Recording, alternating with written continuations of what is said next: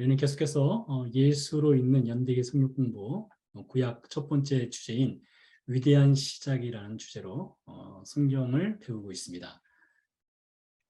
자, 오늘은 지난 시간에 이어서 아브라함 언약에 대해서 함께 배워보도록 하겠는데요. 하나님께서 아브라함을 구원하시는 이 장면은 성경에 나오는 많은 장면들 중에 가장 중요한 것 중에 하나라고 볼 수가 있습니다. 왜 그런가 하면 하나님께서 아브라함을 어떻게 구원하셨는가를 살펴봄으로써 하나님이 우리를 어떻게 구원하셨는가를 알 수가 있어요. 아브라함의 구원 방법과 우리를 구원하시는 방법이 다를 수가 없습니다. 버전 1, 버전 2가 될 수 없어요. 동일한 방법으로 아브라함을 구원하시고 또한 우리를 구원하신 것이죠. 그래서 이 아브라함의 구원 사건을 통해서 우리를 하나님이 어떠한 일을 통해서 구원하셨는가를 우리가 확인하는 작업이 매우 중요한데요. 그래서 지난 시간에 이 세 가지 주제인 중에서 첫 번째 주제만을 다뤘는데요. 오늘 잠깐 지난 시간에 다룬 것을 써머리하고 또 넘어가도록 하겠습니다. 관련된 본문은 창세기 12장 1절에서 4절, 15장 1절에서 6절, 17장 1절에서 14절 말씀이 되겠고요. 세션 포인트로 세 가지가 있습니다. 하나님이 주권적으로 사람과의 관계를 다시 시작하셨습니다. 하나님의 신실하심을 신뢰하라고 명령하셨습니다. 하나님은 자신의 사람들이 구별되기를 바랐습니다. 라는 주제로 우리가 공부를 하고 있고요. 신학적 주제, 한 사람을 선택하신 하나님은 그 사람을 통해 세상이 하나님께로 돌아오도록 일하십니다. 여기서 한 사람은 아브라함이 되겠죠. 그리고 후에는 예수 그리스도로 또 연결되고요. 그리스도의 연결은 하나님은 아브라함의 후손을 통해 세상의 복을 받게 될 것이라 약속하셨는데요. 구원을 이루신 예수 그리스도는 아브라함에게 약속한 후손입니다. 되겠습니다. 잠시만요. 색연필을 좀 띄워놓고 계속하도록 하겠습니다. 네. 그래서 오늘은 두 번째 주제인데요. 하나님의 신실하심을 신뢰하라고 명령하십니다. 라는 주제가 되겠는데요. 그 전에 먼저 우리가 지난 시간에 배운 내용을 간략하게 정리를 해보도록 하겠습니다. 제가 이렇게 써봤습니다. 인간에게 원인이 없는 구원의 결과를 만들어내시는 하나님이라고 써봤어요. 여러분, 제 생각에 이 표현 매우 중요하다고 생각을 합니다. 인간에게 원인이 없는 구원의 결과를 만들어내시는 하나님. 이게 세상 종교와 기독교의 구원의 큰 차이점입니다. 아주 극명하게 차이점이 무엇인가 하면 세상 종교는 인간이 구원을 이루기 위한 원인을 스스로 만들어내야 하는 것이 세상 종교의 전형적인 특징입니다. 그래서 인간의 노력이 필요하고요. 인간의 도덕이 필요하고 인간의 신앙적인 열심이 필요하죠. 그러나 우리가 아브라함 사건을 보게 되면 인간에게 하나님이 요구한 것이 하나도 없습니다. 우리가 지난 시간에 살펴본 것처럼 아브라함은 갈대아 우르의 우상 숭배자였습니다. 여호수아서 24장에 증언이 있죠. 하나님께서 아브라함을 불러내실 때 그에게 도덕적 기준을 요구하지 않았고요. 그의 신앙적 기준을 하나님은 요구하지 않았다는 것이죠. 그런 측면에서 볼 때 하나님의 아브라함을 구원하실 때에 아브라함에게 어떤 구원의 원인이 될 만한 것을 혹은 조건이 될 만한 것을 요구하지 않았다는 것이죠. 동일하게 우리를 구원하시는 하나님의 방법도 똑같습니다. 우리도 아브라함처럼 우상 숭배자와 같았습니다. 하나님을 섬기지 않는다는 것 자체가 우상 숭배죠. 하나님이 우리에게 도덕적 기준이나 신앙적 기준을 요구하지 않았습니다. 우리에게 어떤 구원의 원인을 요구하지 않으셨어요. 자, 그리고 하나님께서 어떻게 하셨습니까? 일방적인 선택을 하셨어요.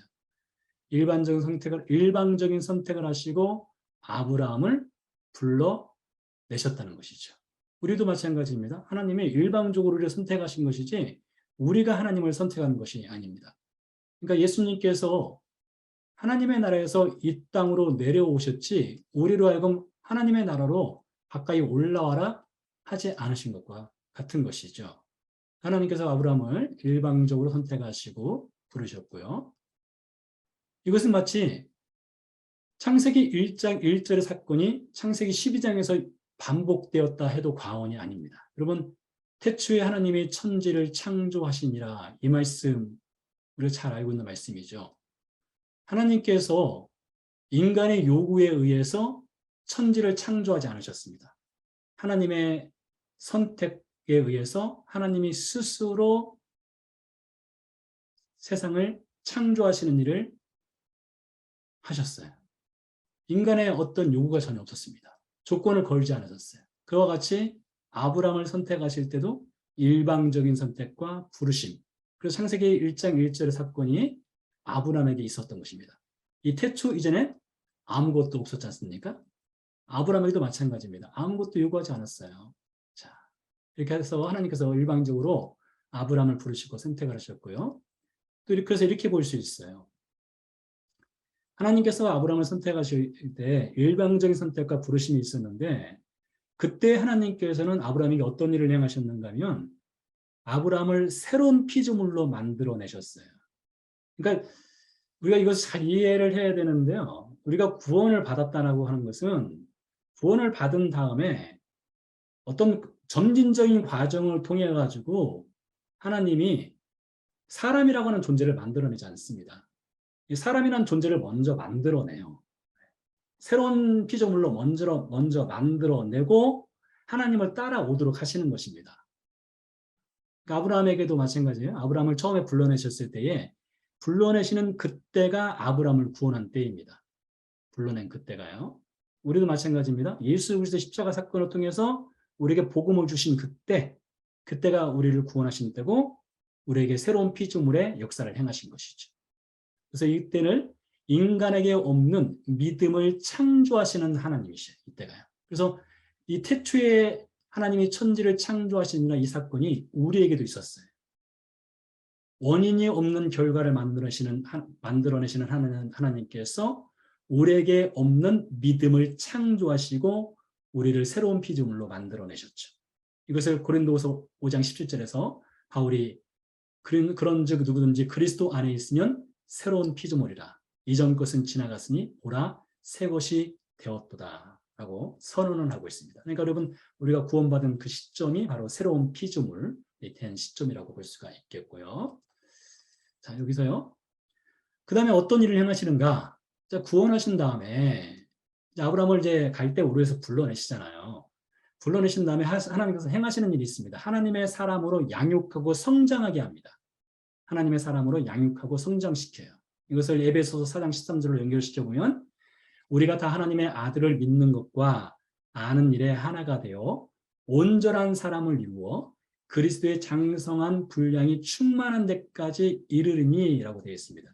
하나님께서 아브라함을 구원하신 다음에 너 그냥 구원받은 상태, 그 뉴 크리에이션이 된 그 상태에서 그냥 머물러 있어라 하지 않으신 거예요. 거기서 성장시켜가고 양육을 해 가시는 과정 속으로 집어 넣는다는 것이죠.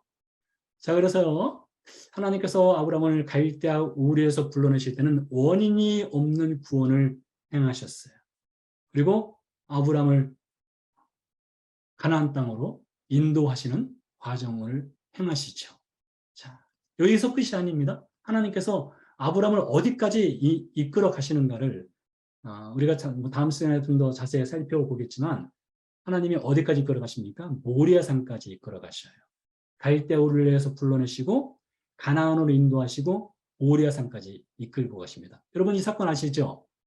모리아산 사건은 어떤 사건입니까? 창세기 22장의 사건이고요. 아브라함이 이삭을 바치는 사건이지 않습니까? 여기까지 하나님은 아브라함을 끌고 가셔요. 이것을 하나님의 열심이라고 말합니다. 하나님의 특별한 열심이에요. 하나님께서 그렇게 만들어 가기로 작정을 하시는 거예요.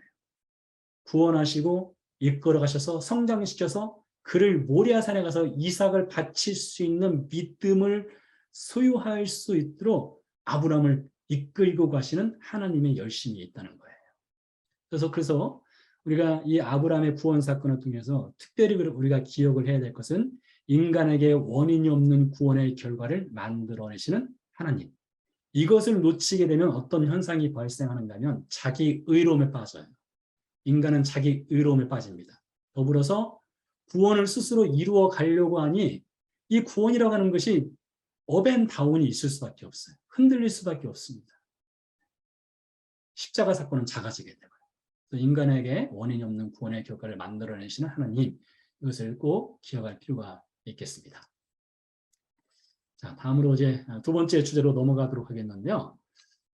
두 번째, 하나님의 신실하심을 신뢰하라고 명령하십니다. 창세기 15장 1절에서 6절 말씀입니다. 말씀을 읽어볼게요. 이후에 여호와의 말씀이 환상 중에 아브라함에게 임하여 이르시되 아브라함아 두려워하지 말라. 나는 내 방패요 너의 지극히 큰 상급이니라. 아브라함이 이르되 주 여호와여 무엇을 내게 주시려 하시나이까. 나는 자식이 없사오니 나의 상속자는 이 다메섹 사람 엘리에셀이니이다. 아브라함이 또 이르되 주께서 내게 씨를 주지 아니하셨으니 내 집에서 길린 자가 내 상속자가 될 것이니이다. 자, 여기까지 보세요. 여기까지 보시면은 우리는 그 어떤 장면에서도 아브라함의 믿음을 찾을 수 없어요. 그렇지 않습니까? 하나님이 아브라함을 불러내실 때에 큰 민족을 이루게 하겠다. 땅을 주겠다. 복을 주겠다 하셨잖아요. 창세기 12장에서요. 창세기 15장에 가서 우리가 아브라함의 어떤 믿음을 찾을 수 있느냐? 찾을 수 없어요. 여기서 보면 아브라함이 그러잖아요. 언제 자식 주렵니까? 자식 안 주니까 이 다메섹 사람 엘리에셀을 내 상속자로 삼겠습니다. 이렇게 말해버리잖아요. 근데 아브라함의 믿음이 없는 거예요. 그래서 하나님께서 말씀하십니다. 여호와의 말씀이 그에게 임하여 이르시되 그 사람이 내 상속자가 아니라 내 몸에서 날 자가 내 상속자가 되리라 하시고 그를 이끌고 밖으로 나가 이르시되 하늘을 우러러 무뼈를 셀 수 있나 보라. 또 그에게 이르시되 내 자손이 이와 같으리라. 15장 6절. 아브라함이 여호와를 믿으니 여호와께서 이를 그의 의로 여기시고. 잠시 뒤에 이것을 좀 우리가 해석을 해볼 텐데요. 이것 때문에 많이 우리가 혼란스러워합니다. 이 구원에 대해서요. 잠시 뒤에 이걸 살펴보도록 하겠는데요. 자, 15장 첫 부분에서는 분명히 아브라함의 믿음이 없음이 드러나고 있어요. 자, 이런 가운데 하나님께서 믿음이 없는 아브라함을 불러내셔서 이제 믿음을 주시는 거예요. 그러니까 우리가 똑같아요. 우리도 구원받았을 때에 그때 믿음이 100% 충만했느냐? 그렇지 않아요. 그런 사람 없습니다. 그때 우리에게 심겨진 믿음은요, 아주 작은 믿음이에요. 어떤 믿음과 같냐면 마치 나무의 씨앗과 같아요.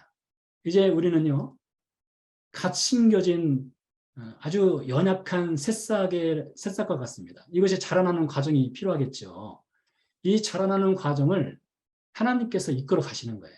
아브라함도 이끌어 가셨고 우리도 이끌어 가셔요. 그래서 신앙의 여정을 통해 성장하고 열매 맺도록 하는 주체가 누구냐? 하나님이시죠.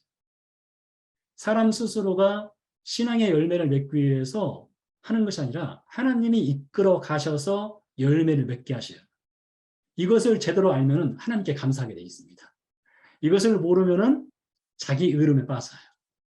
자기 잘난 맛에 신앙생활을 하는 것이죠. 신앙의 여정이라는 것이 여러분 인생을 살아가는 여정 아니겠습니까? 인생을 살아가는 여정 가운데 여러 가지가 있죠. 나무가 자라는데도 햇빛만 있으면 되겠습니까? 비도 필요하고요. 바람도 불어야 됩니다. 이런 것들이 다 필요해요. 해도 필요하고 비도 필요하고 바람도 필요해요. 신앙의 여정의 삶을 걸어가는 데 있어서도 마찬가지입니다. 고난도 필요하고요. 때로는 환난도 있을 수 있고요. 억울한 일 당할 수도 있고 넘어질 수도 있고 뒤로 물러날 수도 있습니다. 그런 여러 과정들을 통해서 하나님 어떻게 하시느냐? 우리의 신앙을 견고하게 하시고 다듬어 가시고 열매를 맺게 하시는 그런 과정을 밟아 가신다는 것이죠. 아브라함에게도 그런 여정이 있었고 우리에게도 그런 여정이 있어요. 자, 이 표를 보시기 바랍니다. 그래서요, 다시 반복하면 갈대아 우르에 있는 아브라함을 불러내실 때는 아브라함의 믿음은 제로였습니다. 공백이었어요. 아무것도 없었습니다. 그런 아브라함에게 하나님께서 믿음이란 창조를 행하셨어요. 태초에 하나님이 천지를 창조하시니라 그와 같이 하나님께서 믿음이란 창조를 아브라함에게 행하신 거예요. 그리고 모리아산까지의 기간 75세에 불러내서 모리아산까지 올라갈 때까지 대략 한 4, 50년 걸리거든요. 4, 50년 동안 하나님께서 신앙나무 농사를 지으셔요. 아브라함이란 나무를 심으시고 햇빛도 주시고 비도 주시고 바람도 주시고 고난도 주시고 넘어질 때도 있고 일어날 때도 있고 그런 과정을 통해서 하나님의 신앙나무 농사를 하나님의 열심으로 지어 간다는 것이죠. 자, 그러면 15장 6절 아브라함이 여호와를 믿으니 여호와께서 이를 그의 의로 여기시고 이 부분을 어떻게 우리가 볼 수 있을까요? 분명 우리는 인간에게 원인이 없다겠는데요. 이 말씀은 마치 아브라함이 무슨 원인이 되는 것처럼 보여요. 아브라함이 여호와를 믿으니 라고 되어 있으니까. 어찌 보면 이것은 우리 인간의 언어의 한계일 수도 있어요. 이것이 조건처럼 보이는 것은 우리 인간의 표현상 어떤 언어의 한계라고 볼 수 있어요. 우리가 흔히 그럴 수 있잖아요. 저는 예수 그리스도를 믿고 구원받았습니다. 이렇게 말할 때에 그 안에도 이미 자신이 무언가 주체가 되는 표현이 들어가 있거든요. 그런 것처럼 아브라함이 여호와를 믿으니 이 표현은 마치 아브라함이 조건이 되어서 믿음의 조건이 되어서 하나님이 이를 그의 의로움이라 여겼다. 이렇게 보여지지만 실제로는 그렇지 않습니다. 이 밑에 보시기 바랍니다. 우리가 잘못 이해하면 아브라함의 믿음의 원인을 하나님께 제공해서 하나님의 믿음의 결과로 아브라함에게 의를 주셨다는 이런 도식을 만들어낼 수가 있어요. 근데 그렇지 않다는 겁니다. 그렇지 않다는 거예요. 그럼 어떤 도식이 만들어져야 되느냐? 자, 하나님이 믿음의 선물을 주셔서가 안에 들어가야 됩니다. 하나님이 믿음의 선물을 주셨어요. 왜요? 아브라함에게는 믿음을 가질 수 있는 그런 것이 전혀 없었기 때문이죠. 그래서 하나님이 믿음의 선물을 아브라함에게 주셔서라는 단서가 앞에 들어가야 되는 거예요.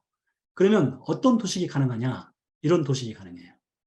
믿음의 원인, 믿음의 결과를 볼 때 화살표 방향을 보세요. 쌍방간에 원인과 결과가 형성되는 것이 아니라 믿음의 원인은 누가 주는 것입니까? 속으로 한번 답을 해보시기 바랍니다. 믿음의 원인을 하나님이 주셔요. 하나님의 믿음의 원인이 되시고요. 믿음의 결과 역시 그 의로움이라는 결과 역시 하나님이 주시는 거예요. 이것은 동일하게 우리에게도 그대로 적용되는 것입니다. 자, 그래서 하나님께서요, 이 아브라함의 인생 여정을 이렇게 세 개의 점으로 표현할 수 있는데 이렇게 이끌고 가셔요. 갈대아 우르에서 하나님께서 일방적으로 불러내셨죠.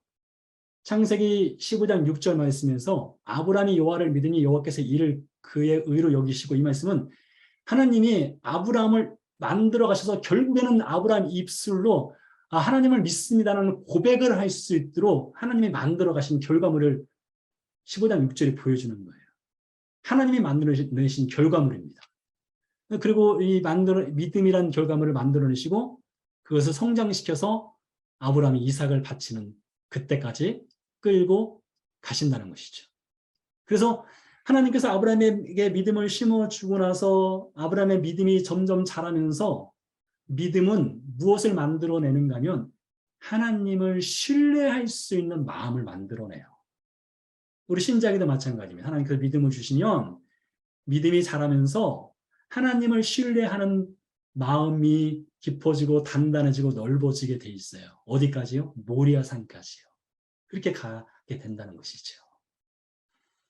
자, 세 번째로 넘어가 보도록 하겠습니다.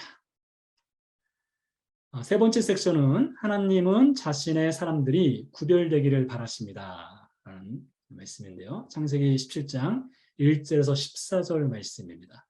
자, 이 말씀을 제가 좀 빠른 속도로 읽어보도록 하겠습니다. 아브라함이 99세 때에 여호와께서 아브라함에게 나타나사 그에게 이르시되 나는 전능한 하나님이라 너는 내 앞에서 행하여 완전하라.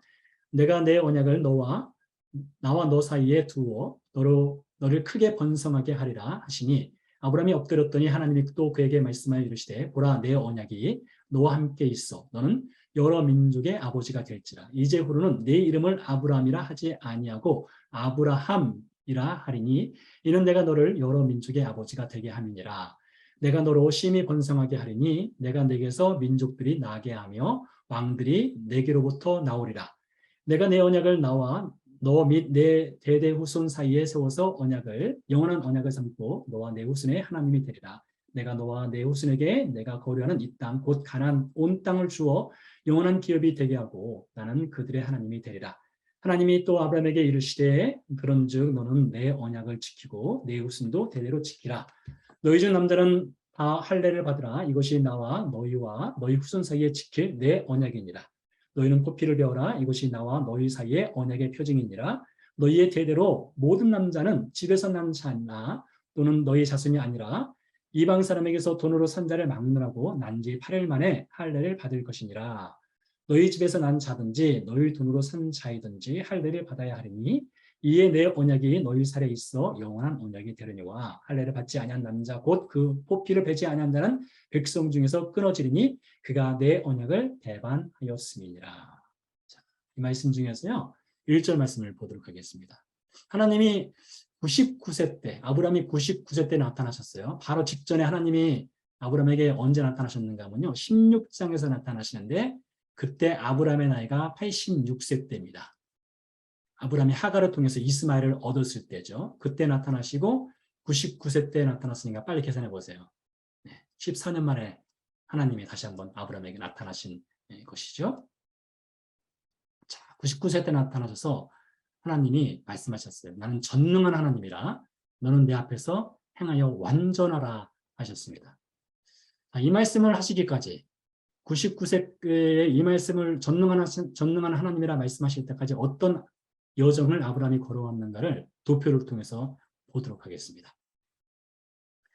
자, 갈대 우리의 하나님께서 아브라함을 75세에 불러내셨죠. 그리고 가나안 땅으로 들어왔습니다. 창세기 12장에 보면 아브라함이 애굽으로 내려가는 사건이 등장합니다. 기근을 만나서 애굽으로 내려가죠. 창세기 13장에서 아브라함과 조카 롯이 헤어지게 됩니다. 창세기 15장에서 하나님께서 아브라함에게 주신 믿음을 가지고 아브라함이 드디어 입술로 하나님을 향한 믿음을 고백하게 하셨어요. 창세기 15장에서요. 창세기 16장에서 하갈을 통해서 이스마엘을 얻는데요. 그때가 86세 때입니다.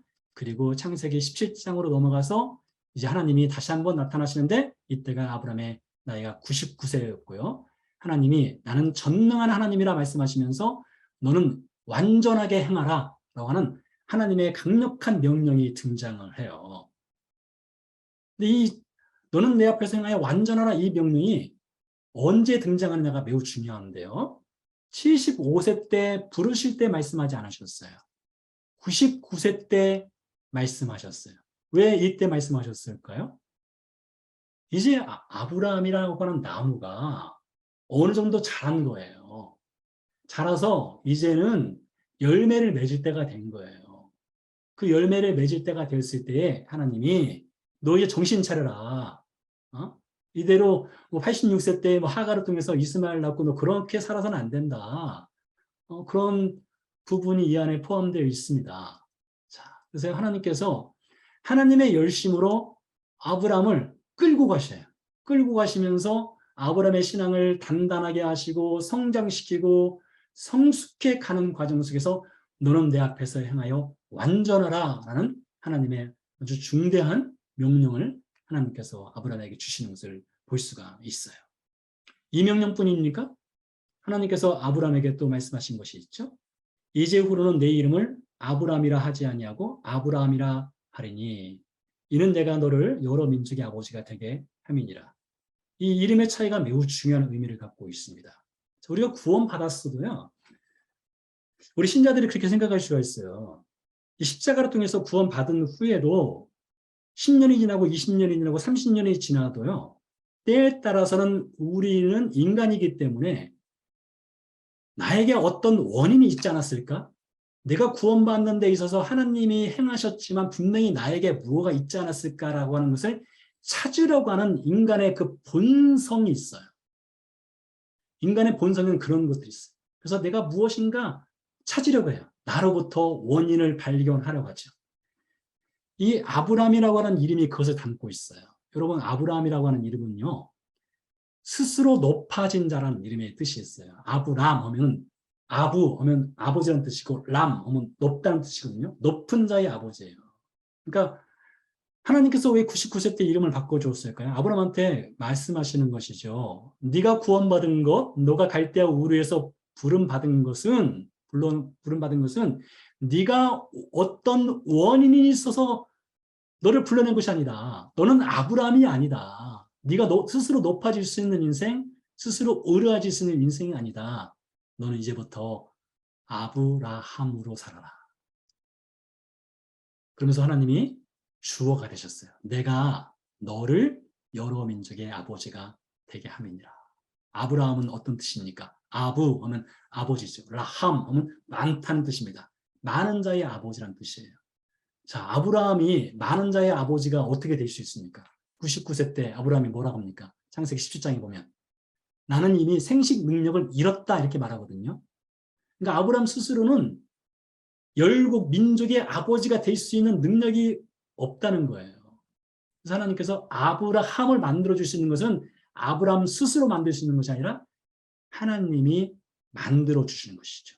스스로 높아질 수 있는 것도 아니고 스스로 구원의 원인을 찾을 수 있는 것도 아니고 하나님이 구원의 원인이 되시고 성장의 원인도 되시고 그리고 이끌어 가셔서 결국에는 민족의 아버지로 이끌어 가시는 하나님의 열심이 이 이름 안에 담겨 있는 것이죠. 그래서요, 여기는 이름이라는 것이 무엇입니까? 우리가 뭐 다 그렇지만 주어지는 것입니다. 이름은 주어지는 것이지 스스로, 물론 나중에 뭐 개명하는 경우도 있겠지만 스스로 만들어내지는 못해요. 아브라함 하는 이 이름도 하나님이 아브라함에게 주심으로써 구원의 시작부터 구원의 마지막까지 하나님이 이끌어 가시고 그를 성장시키는 것도 하나님이 이끌어 가신다는 것을 이 이름 안에 담아 놓으신 것이죠. 하나만 더 하도록 하겠습니다. 10절 말씀입니다. 너희 중 남자는 다 할례를 받으라. 이것이 나와 너희와 너희 후손 사이에 지킬 내 언약이니라 하셨어요. 자, 이 할례라고 하는 의미가 매우 중요한데요. 여러 가지로 해석할 수 있을 것 같아요. 그 중에 하나를 말씀드릴게요. 이 할례라고 하는 것은요, 남자 생식기의 끝자락 그 표피를 잘라내는 거잖아요. 근데 이 원래 이 할례는요, 어떤 의미가 있는가 하면 생식기의 끝을 잘라내지만 원래는 그 생식기 전체를 잘라낸다는 의미가 있어요. 여러분, 남자의 생식기 전체를 다 잘라낸다는 것은 스스로 자손을 만들어낼 수 없다는 것을 의미합니다. 마치 이건 사망 선고와 같은 거예요. 그래서 할례라고 하는 것은요, 하나님께서 너 할례를 행하라. 이것은 너는 죽었다. 이것을 선포하는 거예요. 너는 죽었고 네 후손은 누가 만들어낼 수 있느냐? 네 스스로 만들어낼 수 있는 것이 아니라 내가 네 후손을 만들어낼 수 있다. 하나님이 아브라함에게 후손을 줄 수 있다. 이것을 말씀하시는 것이거든요. 근데 그러고 보면 이 아브라함의 갈대아 우르 사건에서부터 뭐 이제 다음 시간에 더 살펴보겠지만 이 99세까지 아브라함의 인생 여정을 보면요, 이렇게 표현할 수 있을 것 같아요. 끌고 가시는 하나님, 기쁨으로 끌려가는 아브라함, 이렇게 표현할 수 있어요. 하나님이 앞에서 여기 엔진이 달려 있어요. 하나님의 열심으로 아브라함을 끌고 가세요. 그리고 아브라함은 뒤에서 끌려가요.